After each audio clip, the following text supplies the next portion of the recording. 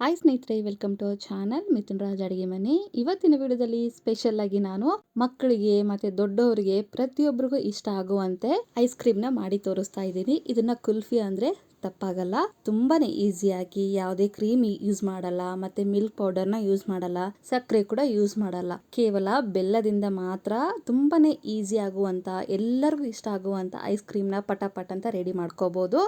ಯಾವ ತರ ಮಾಡ್ಕೋಬಹುದು ಅಂತ ಹೇಳ್ಕೊಡ್ತೀನಿ. ನೋಡಿದ್ರೆ ಟೆಕ್ಸ್ಚರ್ ಯಾವ ತರ ಇದೆ. ಇದಕ್ಕೆ ನಾನು ಮೊದಲನೇದಾಗಿ ಫುಲ್ ಕ್ರೀಮ್ ಇರುವಂತ ಮಿಲ್ಕ್ ನ ತಗೊಂಡಿದ್ದೀನಿ. ನೀವು ದೊಡ್ಡ ಅಂತಾನೆ ತಗೋಬೇಕಂತ ಏನಿಲ್ಲ, ನಿಮ್ಮ ಹತ್ರ ಯಾವುದು ಅವೈಲೇಬಲ್ ಆಗಿರುತ್ತೋ ಅದನ್ನ ತಗೊಳ್ಳಿ. ಬಟ್ ನಾರ್ಮಲ್ ಆಗಿ ನಾವು ಟೀ ಕಾಫಿ ಮಾಡ್ತೀವಲ್ಲ ಅಂತ ಹಾಲು ಬೇಡ. ಈ ತರ ಫುಲ್ ಕ್ರೀಮ್ ಮಿಲ್ಕ್ ಆದ್ರೆ ಚೆನ್ನಾಗಿರುತ್ತೆ. ಇದು ನಾರ್ಮಲ್ ಆಗಿ ನಾವು ಡೈರಿನಲ್ಲಿ ತಗೊಂತೀವಲ್ಲ, ನೀವು ಹಾಲು ತಗೊಂತೀರಲ್ವಾ, ಅಲ್ಲಿ ಕೇಳಿದ್ರೆ ಅವ್ರು ಕೊಡ್ತಾರೆ. ನಾನಿಲ್ಲಿ ಸುಮಾರಾಗಿ ಅರ್ಧ ಲೀಟರ್ ಅಷ್ಟು ಫುಲ್ ಹಾಲನ್ನ ಹಾಕ್ತಿದ್ದೀನಿ. ನೀರೇನು ಬೆರೆಸೋದಿಲ್ಲ. ಗ್ಯಾಸನ್ನ ಹಚ್ಬಿಟ್ಟು ಮೀಡಿಯಂ ಫ್ಲೇಮಲ್ಲಿ ಇಟ್ಕೊಂಡು ಇದು ಕುದಿ ಬರೋವರೆಗೂ ಕುದಿಸ್ಕೋಬೇಕು. ಅಂಡ್ ನಿಮ್ಮೆಲ್ಲರ ಹತ್ರ ಒಂದು ರಿಕ್ವೆಸ್ಟ್, ನನ್ನ ಚಾನಲ್ ಮೊದಲನೇ ಬಾರಿ ನೋಡ್ತಾ ಇದ್ರೆ ಪ್ಲೀಸ್ ಎಲ್ಲರೂ ದಯವಿಟ್ಟು ಸಬ್ಸ್ಕ್ರೈಬ್ ಮಾಡ್ಕೊಳ್ಳಿ. ನೋಡಿದ್ರೆ ಕುದಿ ಬರ್ತಾ ಇದೆ.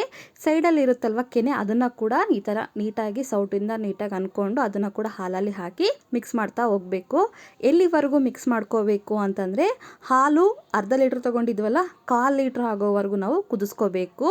ಮೀಡಿಯಂ ಫ್ಲೇಮಲ್ಲಿ ಇಟ್ಕೊಂಡೆ ಕುದಿಸ್ಕೊಳ್ಳಿ. ನೆಕ್ಸ್ಟ್ ಇಷ್ಟೆಲ್ಲ ಆಗೋಷ್ಟೊಳಗೆ ನಾವು ಇನ್ನೊಂದು ಪ್ರೊಸೆಸ್ ಮಾಡ್ಕೊಳ್ಳೋಣ. ಇದು ಕುದಿಲಿ. ನೆಕ್ಸ್ಟ್ ಇಲ್ಲಿ ನಾನು ಒಂದು 10 ರಿಂದ 12 ಗೋಡಂಬಿನ ಒಂದು 30 ರಿಂದ 40 ನಿಮಿಷ ಮುಂಚೆನೆ ಬಿಸಿ ನೀರಲ್ಲಿ ನೆನೆಸಿ ಇಟ್ಕೊಂಡಿದ್ದೀನಿ. ನೀವು ಬೇಕಿದ್ರೆ ಬರ ಗೋಡಂಬಿಯಿಂದ ಮಾತ್ರ ಮಾಡ್ಕೋಬಹುದು. ಇಲ್ಲ, ಸ್ವಲ್ಪ ಗೋಡಂಬಿ ಸ್ವಲ್ಪ ಬಾದಾಮಿನ ಹಾಕೊಂಡು 30 ರಿಂದ 40 ನಿಮಿಷ ನೆನೆಸ್ಕೊಂಡು ಬಿಸಿ ನೀರಲ್ಲಿ ಅದನ್ನ ಕೂಡ ಯೂಸ್ ಮಾಡ್ಕೋಬಹುದು. ಗೋಡಂಬಿನ ಎಲ್ಲ ಹಾಕ್ಬಿಟ್ಟು ಸ್ವಲ್ಪ ಅಂದ್ರೆ ಸ್ವಲ್ಪ ನೀರು ಹಾಕಿ ಫೈನ್ ಆಗಿ ಪೇಸ್ಟ್ ತರ ಮಾಡ್ಕೋಬೇಕು. ಎಷ್ಟು ಸಾಧ್ಯನೋ ಅಷ್ಟು ಫೈನ್ ಆಗಿ ಪೇಸ್ಟ್ ತರ ಮಾಡ್ಕೊಳ್ಳಿ. ತರಿತರಾಗಿ ಮಾಡ್ಕೊಳ್ಳೋಕೆ ಹೋಗಬೇಡಿ. ನೋಡಿದ್ರೆ ಇದಿಷ್ಟರೊಳಗೆ ಇದು ಅರ್ಧದಷ್ಟು ಆಗಿದೆ. ಕೆನೆ ನೋಡಿ ಯಾವ ತರ ಬಂದಿದೆ ಅಲ್ವಾ. ಇಷ್ಟ ಆದ್ರೆ ಸಾಕು. ಸೈಡಲ್ಲಿ ಇರೋದನ್ನೆಲ್ಲ ನೀಟಾಗಿ ಅನ್ಕೊಂಡು ಇನ್ನೊಂದ್ಸರಿ ನೀಟಾಗಿ ಕಲಿಸ್ಕೊಂತಿದ್ದೀನಿ. ಅರ್ಧ ಲೀಟರ್ ಹಾಲು 1/4 ಲೀಟರ್ ಆಗಿದೆ. ಇಂಥ ಟೈಮಲ್ಲಿ ನಾನು ಇದಕ್ಕೆ ಆಲ್ರೆಡಿ ರೆಡಿ ಮಾಡ್ಕೊಂಡಿರುವಂತ ಗೋಡಂಬಿ ಪೇಸ್ಟ್ ನ ಹಾಕ್ತೀನಿ. ಗ್ಯಾಸ್ ನ ಲೋ ಫ್ಲೇಮ್ ಅಲ್ಲಿ ಇಟ್ಕೊಂಡು ನಂತರ ಗೋಡಂಬಿ ಪೇಸ್ಟ್ ನ ಹಾಕಿ. ಇಲ್ಲ ಅಂತಂದ್ರೆ ಉಂಡೆ ಕಟ್ಟೋ ಚಾನ್ಸಸ್ ಇರುತ್ತೆ. ಯಾವುದೇ ಕಾರಣಕ್ಕೂ ಮೀಡಿಯಂ ಫ್ಲೇಮ್ ಹೈ ಫ್ಲೇಮ್ ಅಲ್ಲಿ ಇಟ್ಕೋಬೇಡಿ. ಆ ಮಿಕ್ಸಿ ಜಾರಿಗೆ ಸ್ವಲ್ಪ ಹಾಲು ಹಾಕಿ ನಂತರ ಆ ಪೇಸ್ಟ್ ನ ಕೂಡ ಹಾಲಿನಲ್ಲಿ ಹಾಕ್ತೀನಿ. ಮೀಡಿಯಂ ಫ್ಲೇಮ್ ಅಲ್ಲಿ ಇಟ್ಕೊಂಡೆ ಕೈ ಆಡಿಸ್ತಾನೆ ಇರಬೇಕು. ಇಲ್ಲ ಅಂದ್ರೆ ಕೆಳಗಡೆ ಒತ್ತೋಗ್ಬಿಡುತ್ತೆ. ಮತ್ತೆ ಹೇಳ್ತಿದ್ದೀನಿ. ಮುಂಚೆನೆ ನಾನು ಬಿಸಿ ಹಾಲಿನಲ್ಲಿ ಸ್ಯಾಫ್ರಾನ್ ಹಾಕಿ ನೆನೆಸಿ ಇಟ್ಟಿದ್ದೆ. ಈ ತರ ಹಾಕೋದ್ರಿಂದ ಒಳ್ಳೆ ಕಲರ್ ಬರುತ್ತೆ. ಇದ್ರೆ ಹಾಕೊಳ್ಳಿ, ಇಲ್ಲ ಅಂದ್ರೆ ಎಲ್ಲೋ ಫುಡ್ ಕಲರ್ ಅಥವಾ ಆರೆಂಜ್ ಫುಡ್ ಕಲರ್, ನಿಮ್ಮ ಹತ್ರ ಯಾವ್ದು ಫುಡ್ ಕಲರ್ ಇದ್ರೆ ಅದನ್ನು ಕೂಡ ಯೂಸ್ ಮಾಡ್ಬೋದು. ಆಪ್ಷನಲ್, ಹಾಕ್ಲೇಬೇಕು ಅಂತ ಏನಿಲ್ಲ. ಇದ್ರೆ ಹಾಕೊಳ್ಳಿ, ಇಲ್ಲಾಂದ್ರೆ ಇಲ್ಲ. ಹಾಕಿದ್ರೆ ಕುಲ್ಫಿ ಕಲರ್ ಯಾವ ತರ ಇರುತ್ತೆ ನೋಡಿ, ಸೇಮ್ ಅದೇ ಕಲರ್ ಬರುತ್ತೆ. ನೋಡಿದ್ರ ಕುದಿತಾ ಇದ್ರೆ ಎಷ್ಟು ಗಟ್ಟಿ ಆಗ್ತಾ ಇದೆ. ಪಾಯಸ ಹೆಂಗೆ ಆಗುತ್ತೆ ನೋಡಿ, ಸೇಮ್ ಅದೇ ಥರನೇ ಬರುತ್ತೆ. ಇಂಥ ಟೈಮಲ್ಲಿ ಇದನ್ನು ಆಫ್ ಮಾಡ್ಕೊಂಡ್ಬಿಡ್ತೀನಿ.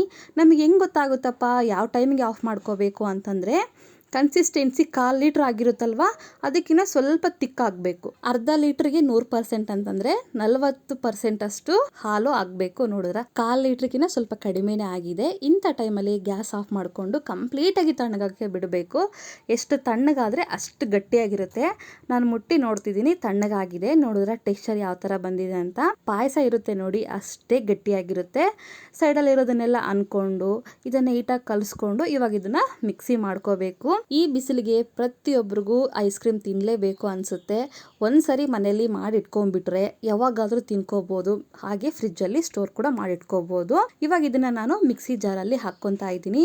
ಎಲ್ಲವನ್ನು ನಿಧಾನವಾಗಿ ಹಾಕೊಳ್ಳಿ.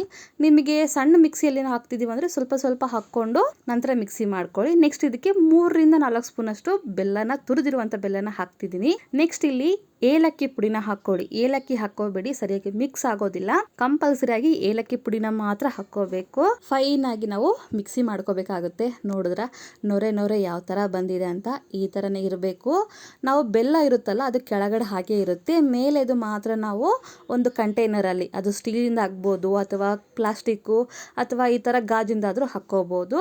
ಹಾಕೊಂಡ್ಬಿಟ್ಟು ಅದ್ರ ಮೇಲೆ ನಿಮಗೆ ಇಷ್ಟ ಆಗಿರುವಂತ ಡ್ರೈ ಫ್ರೂಟ್ಸ್ ನ ಮೇಲ್ಗಡೆ ಹಾಕ್ಬಿಟ್ಟು 8 ರಿಂದ 10 ತಾಸು ಇದನ್ನ ಡೀಪ್ ಫ್ರೀಜ್ ಅಲ್ಲಿ ಇಡಬೇಕಾಗುತ್ತೆ. ಡೈರೆಕ್ಟ್ ಆಗಿ ಐಸ್ ಕ್ರೀಮ್ ನ ಹಾಗೆ ಇಡಬಾರ್ದು. ಫ್ರೀಜರ್ ಅಲ್ಲಿ ಯಾವ್ದಾದ್ರು ಬಟ್ಟೆ ಅಥವಾ ಅಲ್ಯೂಮಿನಿಯಂ ಫಾಯಿಲ್ ಇರುತ್ತಲ್ಲ, ಅದನ್ನ ಕ್ಲೋಸ್ ಮಾಡಿ ಅದ್ರ ಮೇಲೆ ಇವಾಗ ಮುಚ್ಚಳನ ಮುಚ್ಚಿಬಿಟ್ಟು 8 ರಿಂದ 10 ತಾಸು ಇದನ್ನ ಡೀಪ್ ಫ್ರೀಜರ್ ಅಲ್ಲಿ ಇಡಬೇಕಾಗುತ್ತೆ. ಈ ಸ್ಟೆಪ್ ನ ಸ್ಕಿಪ್ ಮಾಡಬೇಡಿ. ಈ ರೀತಿ ಅಲ್ಯೂಮಿನಿಯಂ ಫಾಯಿಲ್ ನ ಯೂಸ್ ಮಾಡೋದ್ರಿಂದ ಮೇಲ್ಗಡೆ ಐಸ್ ಮತ್ತೆ ಐಸ್ ಕ್ರಿಸ್ಟಲ್ ತರ ಫಾರ್ಮ್ ಆಗೋದಿಲ್ಲ.